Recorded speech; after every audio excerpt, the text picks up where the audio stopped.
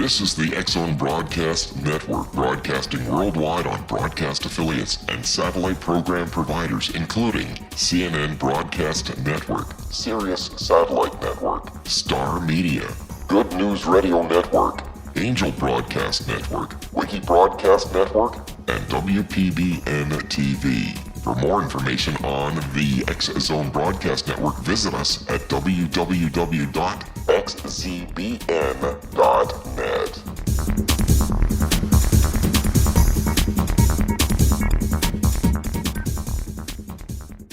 Welcome back to the X-Zone, everyone. My name is Rob McConnell, coming to you from our studios in Hamilton, Ontario, Canada, on the Talkstar Radio Network and on the X-Zone Broadcast Network. Just again, to remind people who may be joining the network at a later time, there's been a programming change on the Talkstar Radio Network. The show is now available 3 times during the 24-hour clock. The show is available from 10 p.m. until 2 a.m. Eastern, from 2 a.m. Eastern until 6 a.m. Eastern, and then from 6 p.m. until 10 p.m. Eastern. So the X-Zone can be heard on the Talkstar Radio Network and our Talkstar affiliates 3 times a day. My guest this hour, X-Zone Nation, is a gentleman that we've had the pleasure of having on the show a number of times. Dr. William Schneid is a criminologist. We'll be talking to the good doctor in a second. We're going to be talking about the FBI tracks criminals via social networking sites. Now, the person browsing who may be browsing your profile, reading your updates, and maybe even sending a friend request or follow you on whichever social network you could use, could be from the FBI. Well, that's at least if an internal Justice Department document is to be believed. Privacy is a huge issue on the internet right now. The rights of an individual to maintain the privacy they want has somewhat conflicted with the policies of Google, Facebook, and many other companies in the past couple of years. And a document has now emerged showing that the FBI, along with other federal police agencies, regularly use social networking sites to keep tabs on suspected criminals.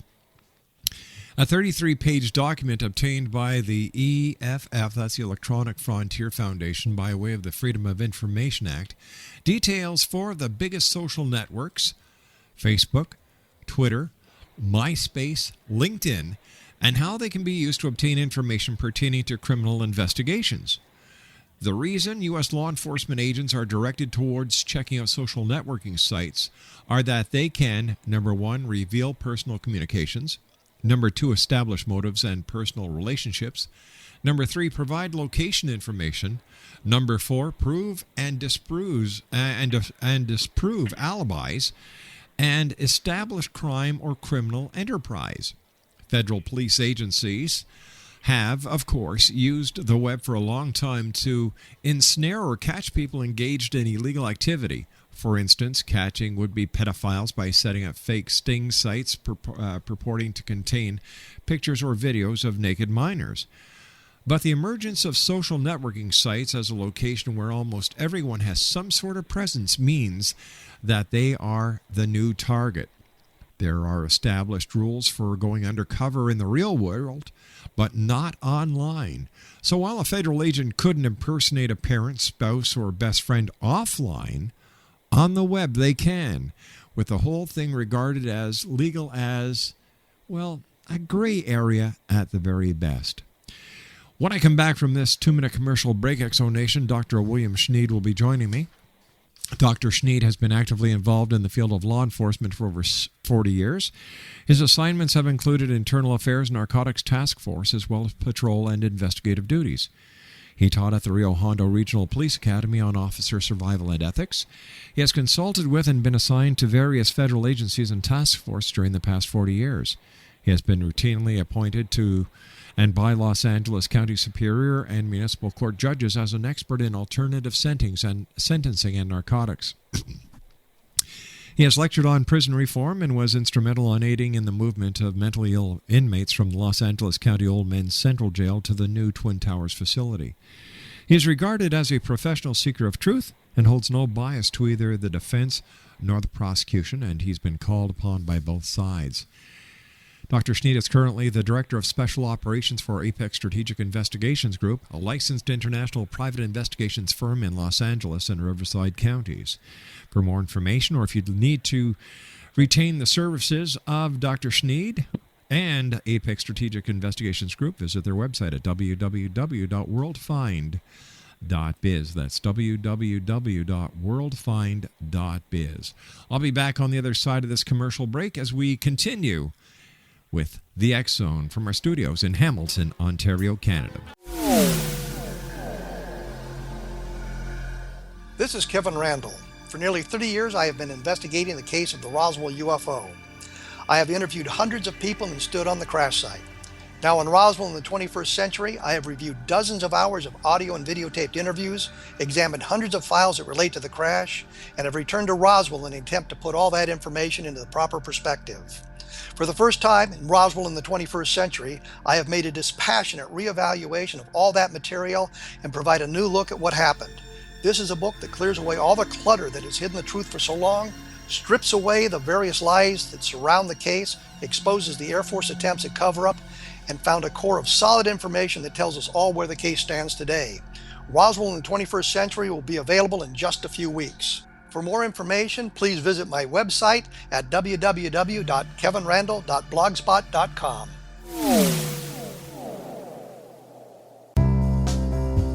Gibbs A. Williams, Ph.D., is a practicing psychoanalyst, supervisor, researcher, and author in New York City.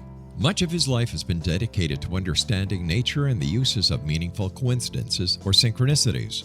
His radical and original non-Jungian, non-mystical, non-magical theory of synchronicities illuminates much of the fog surrounding this challenging and perplexing topic. His ideas and manners are fresh, presented in a style that is both entertaining and highly informative. He is also an expert on crisis intervention, specially focused on violence reduction for the police and citizens, mastering anxiety, frustration, and stress without the use of medication, and effectively preventing and treating heroin addiction. Dr. Williams can be contacted at his email address at gwwilliamsny11@aol.com or visit his website at www.drgibbswilliams.com.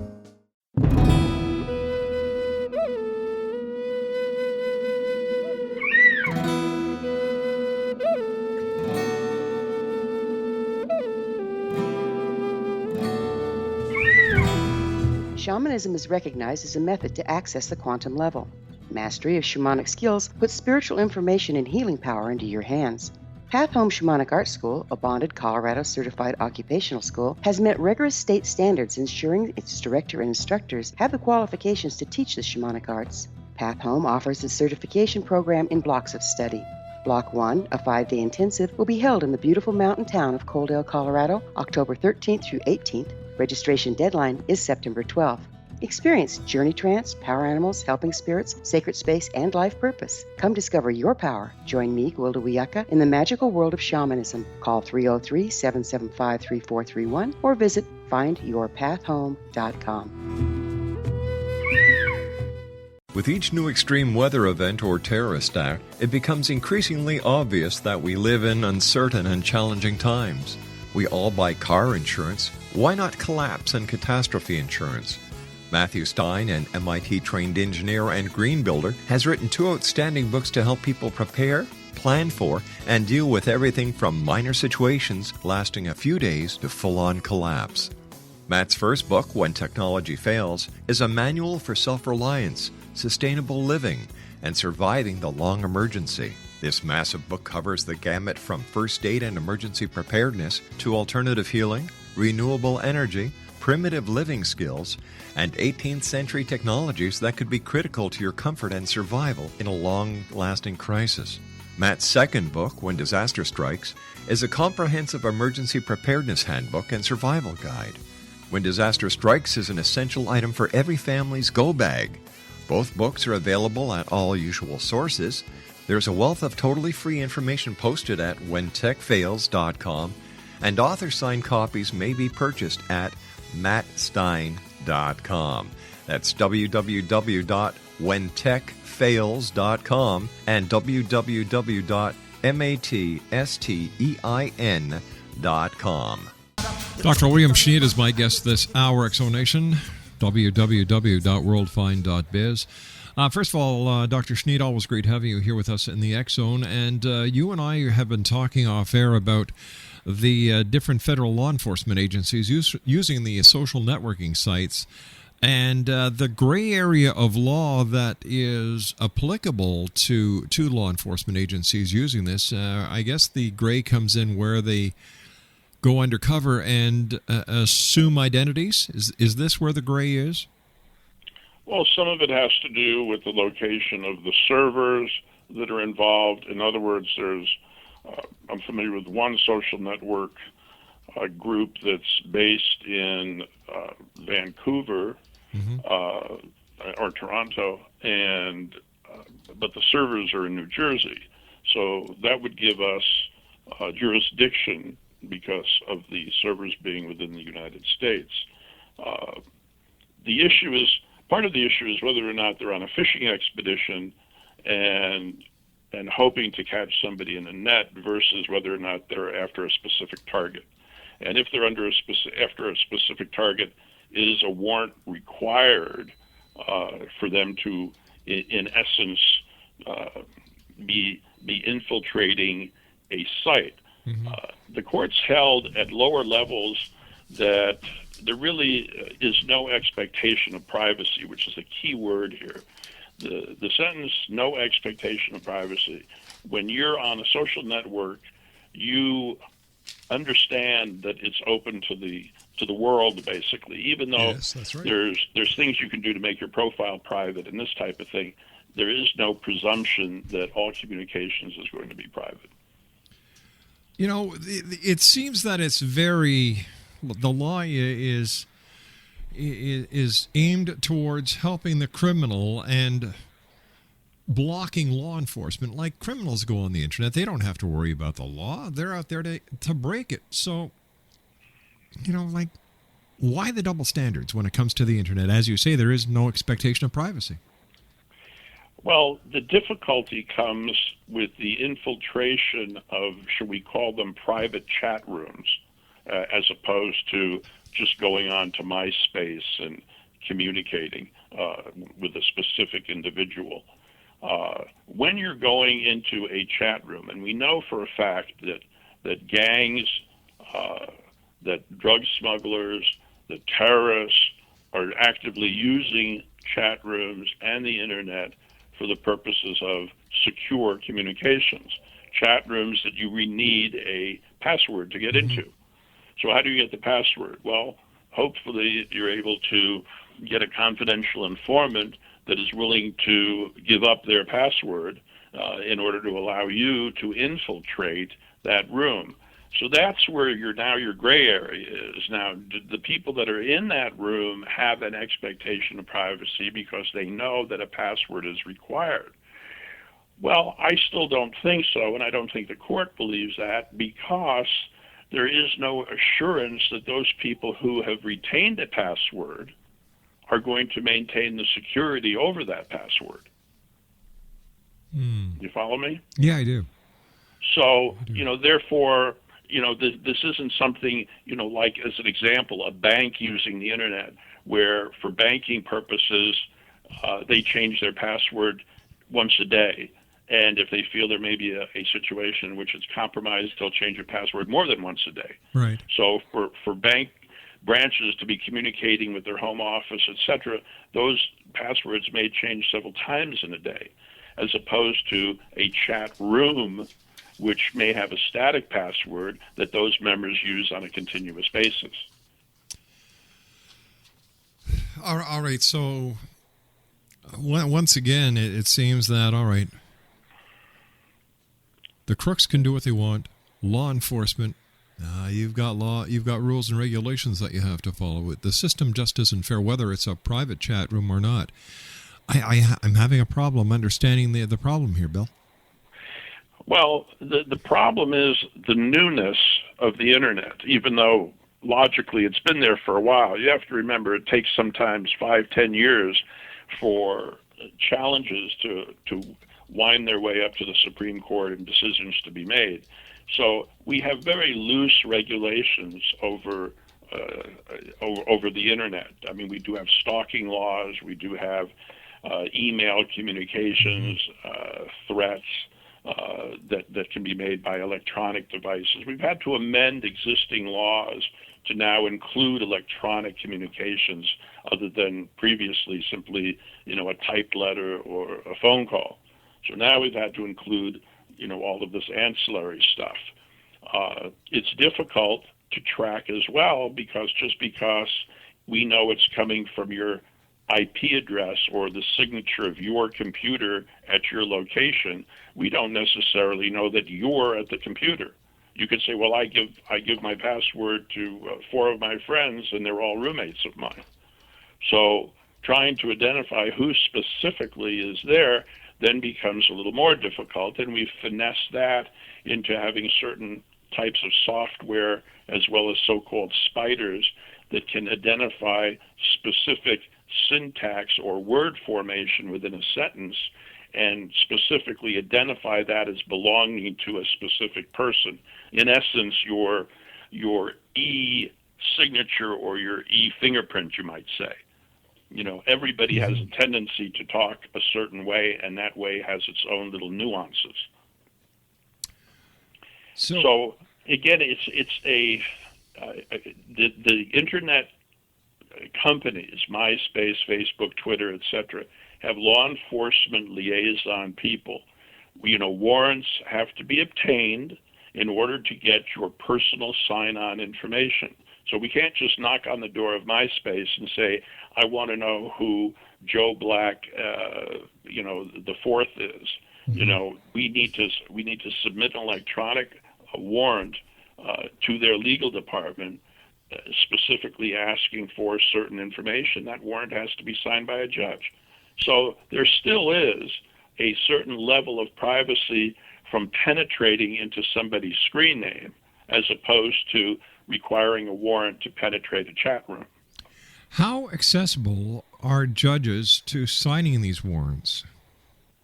Just like any warrant, if the affiant or the application or the applying officer sufficiently backs his application for a warrant, federal judges are not, or even state judges are not hesitant to sign it. What are some of the cases where undercover operations on the internet have actually proven very successful, to your knowledge, Bill? Primarily in the field of pedophiles.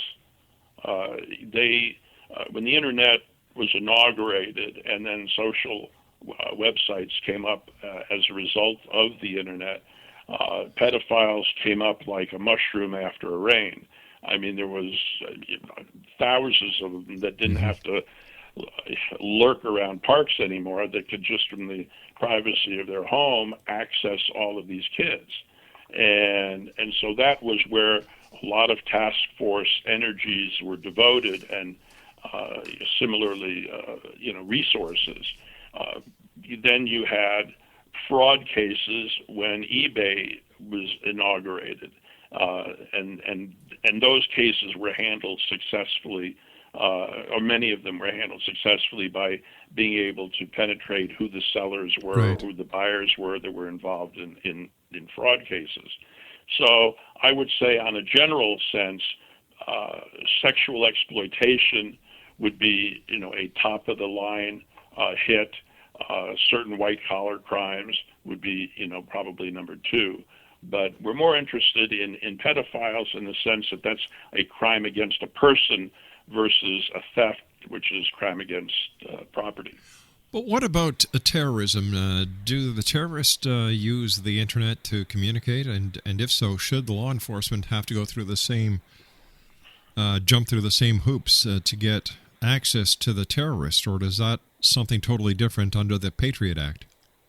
The Patriot Act covers a lot of access, but no, in answer to your question, they do not need a warrant to access a chat room yet. And I say yet because there hasn't been case law established on any arrests emanating out of chat room infiltration. But we do know from eavesdropping within chat rooms that some of these take long periods of time. I mean, there's one area one task force that I'm affiliated with. I couldn't believe it. The other day I took a look at my sign-on time, and I've been in this particular chat area for 6 years now. Wow. But sometimes it takes, a period of time to, for people to get to trust you with information, and they see you often enough, and they hear you and you're playing your role, that they then begin to trust you. And in this particular chat area, the significance is that we have now latched on to a Syrian terrorist. So it's taken, as I could say, a 6-year period in order to gain this particular individual's trust, in which they're being, fairly open about, certain plots that are going on between his location here within the United States and his cronies in Syria. Bill, stand by. You and I have to take a commercial break with the news at the bottom of the hour. X-Zone Nation, our very special guest is our good friend, Dr. William Schneid. His website is www.worldfind.biz. The good doctor and I will be back on the other side of this commercial break as we continue in the X-Zone from our studios in Hamilton, Ontario, Canada, on the Talkstar Radio Network and on the all-new X-Zone Broadcast Network. Don't go away. We'll be back. It was a terrifying experience. I thought we was going to go to jail for murder. That day, we were a little behind, so we worked until it was starting to get dark. We loaded up the equipment and hadn't driven very far when we caught glimmers of this glow coming through the trees.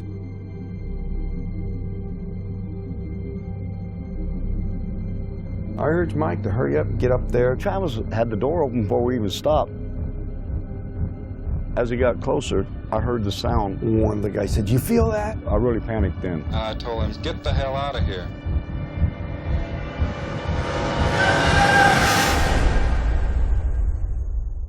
It didn't come directly to me, it came to a deputy sheriff. Three of us volunteered right away to tell him what had happened. Sheriff Gillespie definitely didn't believe it. He says that we better be certain because we could get in a lot of trouble. When we went to search the next day, they split us up, and the whole time the deputies asked me, if you just tell us where the body is, we can all go home and get this over with. We're talking about 100 people combing through the wooded area. Nothing turns up. All week long, I've been hearing they're going to set it up to make you guys look guilty. We're a rough-looking bunch then. Some of us have been in trouble with the law before. And y'all ain't never going to come out of that jailhouse. We couldn't get out. I tried to sneak out the back door the day of the polygraph test. I was scared to death. On top of that, you have media. I literally would be on 2 telephones at the same time. We've even got some coops in here now that's coming in and out to see the freak show, as they call it. Everyone descends. I just wasn't going to stand there and listen to it anymore. Granny says, "This is Travis. I'm back. I need help." When I did hear that he had been returned, it was almost as unbelievable as the original thing. I just looked at my mom and says, "I told you we didn't kill him." Travis Walton reappeared after several days with a bizarre story about a ride in an unidentified flying object. People were desperate to explain it away. Why are you sticking up for Travis for all this time? You know this really didn't happen. What happened to Travis after we took off in that truck, I can't tell you. I hated Travis for a long time after this. My whole world just tore up. But I believe every word Travis said about it. He's never lied to me about nothing. It's a net negative. We lost our jobs in the immediate aftermath. And now you're not able to talk about it with anyone because you know that they're going to laugh at you, they're going to look at you like you're crazy. But if you don't come out and tell your story, somebody else is going to tell it for you. There's a degree of responsibility. Certainly I have to accept the bad. If I can direct what's happened in a way that I can make something good happen in the world, I'm looking for it. Order your copy of Travis, The True Story of Travis Walton, today at www.traviswaltonthemovie.com. Did you know that when you're on the road with limited data or Wi-Fi, you can still listen to the X-Zone radio show with Rob McConnell, The Science of Magic with Gwilda Wiyaka, High Tech with Corey Kay, and every minute of the 24/7, 365 programming of the X-Zone Broadcast Network by calling 712-432-9459, courtesy of TalkStream Live. No smartphone, app, or internet needed. It saves your data plan, and it's free if you have unlimited minutes. Call 712-432-9459 to listen on any phone, anytime, anywhere. Remember, 712-432-9459 for the best of paranormal, new age, thought-provoking, sci-fi radio programming 24/7, 365.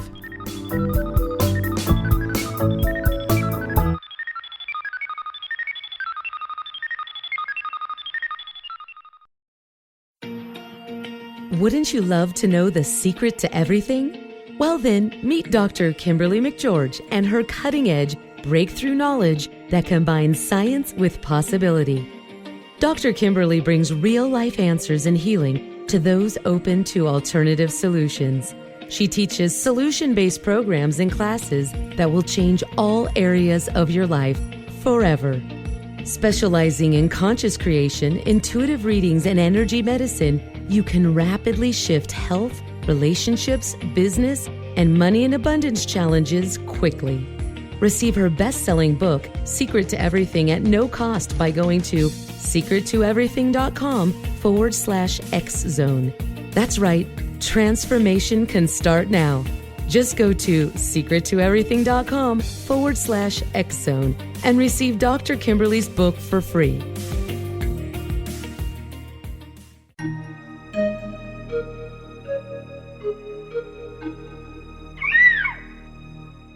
While science pursues fact, magic accesses the quantum level, bridging random facts to form truth.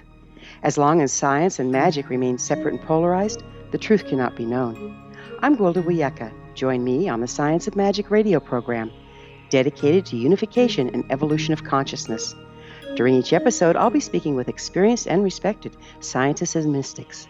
From astrologers to astronomers, from medical doctors to shaman, the scientific method to dowsing and intuition, we'll weave together information from seemingly divergent practices to promote unity and enlightenment. Join me, Gwilda Wiyaka, and the Science of Magic right here on the Mutual Broadcast Network. For more information, visit www.thescienceofmagic.net.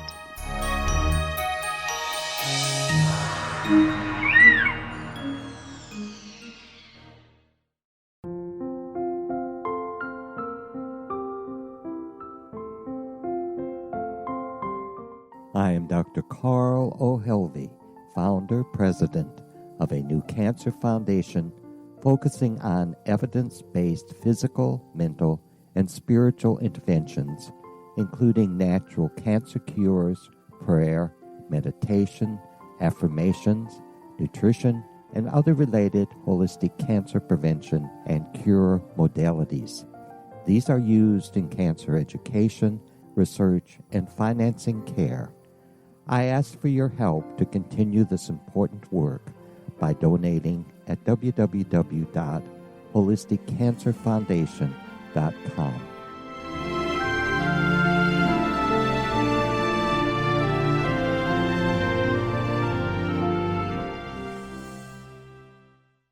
Welcome back to the X-Zone, everyone. Dr. William Schneid is our special guest. His website is www.worldfind.biz. And we're talking about law enforcement infiltrating the internet and the social networks like MySpace, Twitter. Let me see what else is there. LinkedIn and others like that. Once again, if you'd like to find out more about Dr. Schneid, if you'd like to hire the services of his private investigation company, www.worldfind.biz. Bill, do you think that there are people who are taking the internet way too seriously? Well, certainly on the social networking side, I think the fact that you are cloaked in a sense of anonymity allows sort of the Walter Mitty people to come out, or their alter ego to come out, because they fear no exposure, no embarrassment, and they would conduct themselves in manners that they would never even think of conducting in so-called polite society. You have, with the advent of the webcam, you have people that are willing to expose themselves totally nude or willing to engage in sex acts. Again, with another person, so you have kind of virtual pornography or virtual sex going on because, again, they feel safe and secure in being an exhibitionist, but at the same time not divulging their identity or even where they really are from.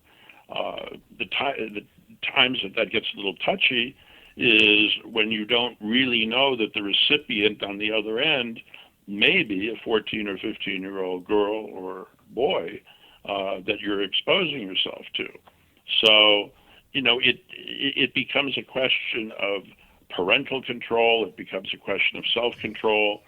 A lot of people are on the internet just as pure pen pals, healthy, normal, social, bored college students, and they don't realize that when they come on with a sense of loneliness, they basically advertise themselves with a flashing sign that says "Predators Welcome."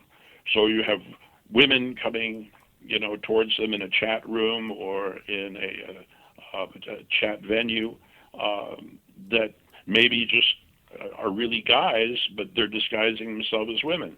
And you have women and vice versa. So you have a sexual identity question. You have a location question. You have age questions. You have enough thrown at you to where really the caveat to all of this is welcome to the internet, a place where you can trust virtually nothing. Or and no even, one. And even at the college level, they won't even allow you to cite Wikipedia because anybody can edit any of the information that's in there at any time. And of course, now with kids using texting, that's just an extension of the internet.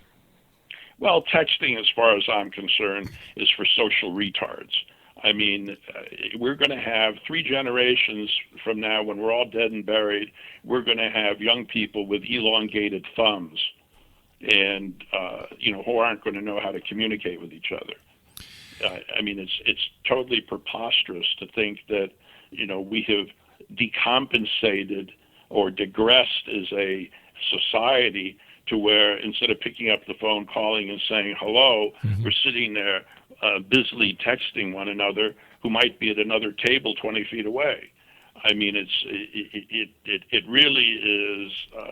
It's a tragedy in the sense of our own personal social growth, because these people eventually are going to have to be integrated into the workforce, and if they don't have communications abilities aside from texting, what exactly are they going to do with themselves?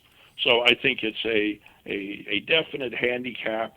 I loathe it, other than to say, if I have to quickly answer something and I'm in a meeting and someone says, "Are you going to be here at dinner at 6?" I can say yes without, taking a call. But other than for, single word or double word responses, I don't see any value in texting.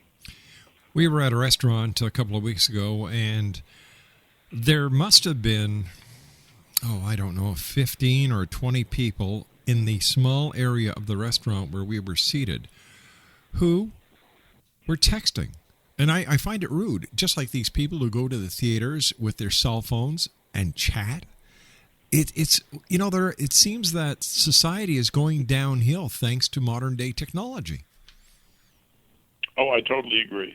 I think that, on one hand, it's a blessing. On another hand, it's a curse. I think you and I go back far enough to where we remember when, the cell phone was a brick phone, and you could hammer nails with it, and would never even dreamt that we would come to the point to where it is such a sophisticated device that has virtual worldwide access, including the internet. I mean, it is amazing, technologically speaking, where we've advanced. But I think at the same time, we've paid a price in our socialization skills as a trade-off for that. You know, some of the people who scream at the top of their lungs about privacy issues have no clue that their cell phone is one of the best GPS units that can be used by law enforcement, as well as these very people that they're screaming who are abusing their privacy. Well, you know, I think anybody who even thinks for a moment that a GPS unit, you know, gives them a sense of privacy is cuckoo. That includes the GPS units that come as optional equipment in vehicles, or the so-called OnStar system. Well, you know that while you're driving around, there's a satellite literally tracking you. Yeah. So, you know, how can that be used? I have no idea. You know, we were having a heated discussion about our census that's taking place, and you know, we were just joking about the amount of money that the government must be paying, because I got a note in the mail that alerted me that in 1 week I'm going to get a census form. And I said, well, to 40, 50, to God knows how many millions of households, that piece of mail went that said we're going to get another piece of mail in a week. Well, they've got to do something to keep the postal office employed. Well, again, with email, I'm sure that's cost the post office a huge amount of money, and with electronic signatures now being acceptable, you know, you can sign documents over the internet. I mean, there's just a vast array of things that are being done at the cost of you know, the Pony Express, if you will. But I think too that you know, part of our, you know, our problem in networking, you know, is the fact that the internet has proven itself, you know, to be valuable to, as I said, the underworld, because it's hard to tap into, you know, various areas that you don't even know exist. It was way easier when you knew somebody's phone number and you could get a federal warrant for a wiretap. But now, you know, you have no idea what their screen name is. You have no idea, you know, how they're communicating. I mean, there's even a site that we came upon a couple of years ago that gives you daily quotes of every narcotic being shipped around the world. You know, what's the current price of cocaine at this purity level, and what's the current price at... it was almost like looking at the commodity market in Chicago. I mean, it was every single bit of information regarding the various grades of heroin, of hash, etc., and what the spot price was today. Unbelievable. So it was like a stock market report, and there it was for you, you know, every single day. So it's, you know, keeping up with that kind of crook is very difficult, and certainly, you know, with terrorism, you know, we're facing the same kind of thing. I mean, you and I were talking offline, you know, before that it was one of the miracles of Canada was that there wasn't a terrorist event during the Olympics. You know, I think part of it is because most of the terrorists come from the Middle East, and it was cold as can be in Canada, and they didn't want to go there. Actually, they heard that William Shatner was going to be hanging around, and they just didn't want to bother, I guess. Well, you know, it's very difficult when you think about it, to insert a IED device inside a curling stone, and then, you know, you're waiting for somebody with a broom to get it to the end so it can blow up. So it's definitely not in the terrorist's best interest to get involved in curling. But you did solve the flying saucer mystery in Canada. I might, you know, well, yeah, I congratulations changed on that. it to a different pattern of China. Yeah, Dr. Schneid said that most of the flying saucers that are seen in Canada are Mounties throwing their hats. Nice guy, really nice guy. Well, they're throwing it at each other. I mean, because it'll probably be an Olympic sport in the next Olympics. Maybe that's how the Frisbee was invented. Two Mounties tossing their hat from one end of the car to the other. Who knows? And you may well be right. Dr. William Schneid is our guest, worldfind.biz. Bill, what's the latest on the national identity card? We've heard something up here in the Great White North where it might actually be coming into effect.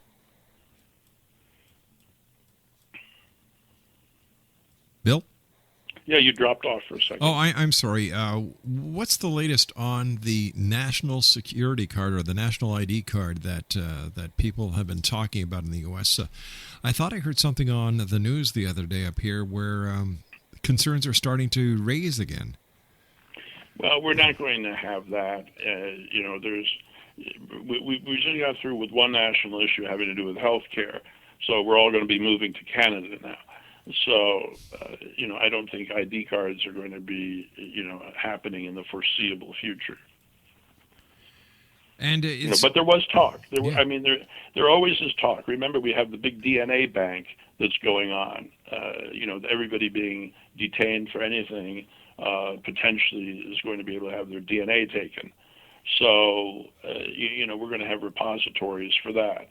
I mean, these are things that, again, have pluses and minuses to it. I mean, those of us that have nothing to fear because we're law-abiding citizens, I don't care if they have my DNA. I mean, if I'm in an accident or found dead somewhere, it would be nice that they could quickly, find out who I am. So I have no problem with that. People who talk about, this as being intrusive, really don't understand that the federal government is limited in manpower, and they have way better things to do than intrude in everybody's lives. They don't even have the manpower, let alone the funding to do it. So, it's just a preposterous,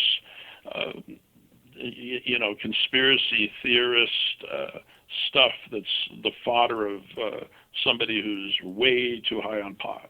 So, Bill, what fuels these people who are so dead against the government knowing too much when the government knows everything it needs to know right now? Again, it's people with time on their hands. That it's misplaced energy is probably the best way that I can put it. You'll always have, a certain segment of society that can get fired up about some of the most innocuous things that really don't have any application to them morally, ethically, legally, in any which way or form, but somehow or another, has gotten to them. I mean, I imagine we could start probably a rumor that all schools are going to be painted brown, and you're suddenly going to have people picketing, saying that brown is, a color that in some biblical verse was damned, and that shouldn't happen. I mean, it doesn't take much to get, people who really are in that gray zone you sort of referred to earlier, off the deep end, and to get them enmeshed and obsessed with a non-problem problem. You see, I already think I already believe they're in the deep zone. It just hasn't clicked in with them yet. That's why they're still floating. Oh, I agree. I mean, we can't, we can identify enough people. I mean, what was that old joke that the poor that act weird are crazy, the rich that act weird are eccentric. So, you have, a lot of people, both rich and poor, that are not well balanced. And unfortunately, they've infiltrated all levels of our society and businesses and government. And, you only have to watch some of these people in action to say, that person is nuts. But you say that with a sort of tone of levity to it. Bill, you and I have got to take our commercial break. We'll be back on the other side. Dr. William Schneid is our special guest, www.worldfind.biz. We'll be back with tonight's wrap-up on the other side of this break. Wouldn't you love to know the secret to everything? Well then, meet Dr. Kimberly McGeorge and her cutting-edge breakthrough knowledge that combines science with possibility. Dr. Kimberly brings real-life answers and healing to those open to alternative solutions. She teaches solution-based programs and classes that will change all areas of your life forever. Specializing in conscious creation, intuitive readings, and energy medicine, you can rapidly shift health, relationships, business, and money in abundance challenges quickly. Receive her best-selling book, Secret to Everything, at no cost by going to secrettoeverything.com/X-Zone. That's right, transformation can start now. Just go to secrettoeverything.com/X-Zone and receive Dr. Kimberly's book for free.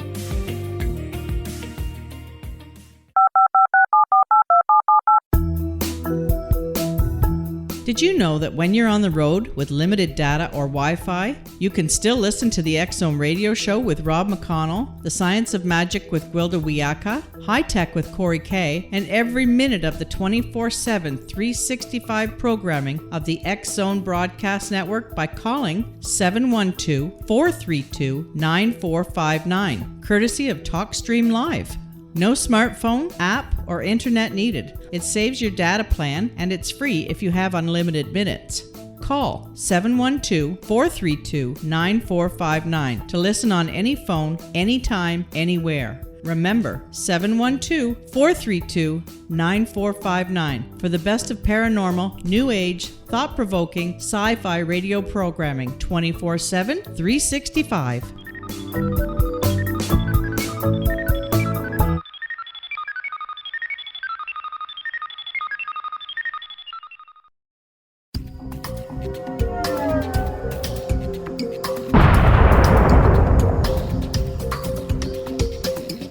Coming soon to the X-Zone Broadcast Network is A Different Perspective with me, Kevin Randall, as your host. We'll be taking a close look at what is happening in the world of UFOs today with side trips into the paranormal. Guests will range from those who are household names to those who have a different perspective on a variety of topics. No topic will be taboo, but there will be tough questions asked as we all search for the truth about UFOs, the paranormal, and those things that excite us. Sometimes we'll agree with a guest and sometimes we won't, but we'll try to keep the program topical. For those of you who would like to read, be sure to visit www.kevinrandall.blogspot.com and remember to listen to the other fine programs on the X-Zone Broadcast Network at www.xzbn.net.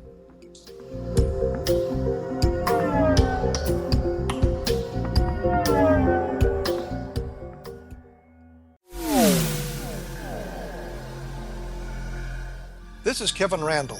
For nearly 30 years, I have been investigating the case of the Roswell UFO. I have interviewed hundreds of people and stood on the crash site.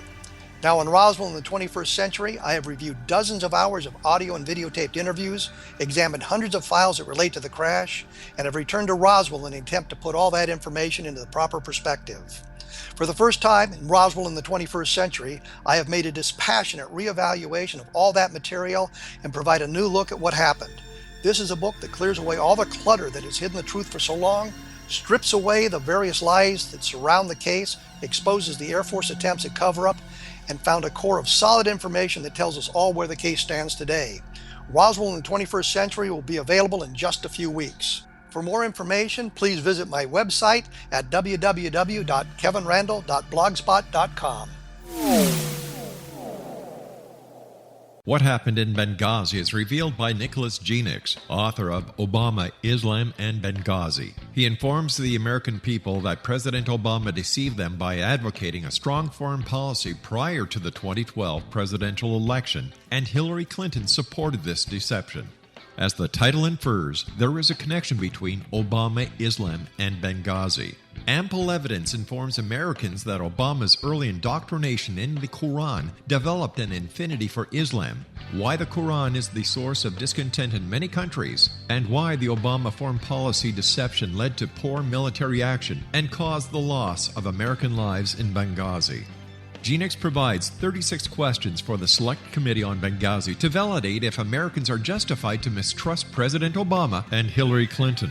An overview of Obama, Islam, and Benghazi is presented on the website www.futureofgodamen.com. That's www.futureofgodamen.com.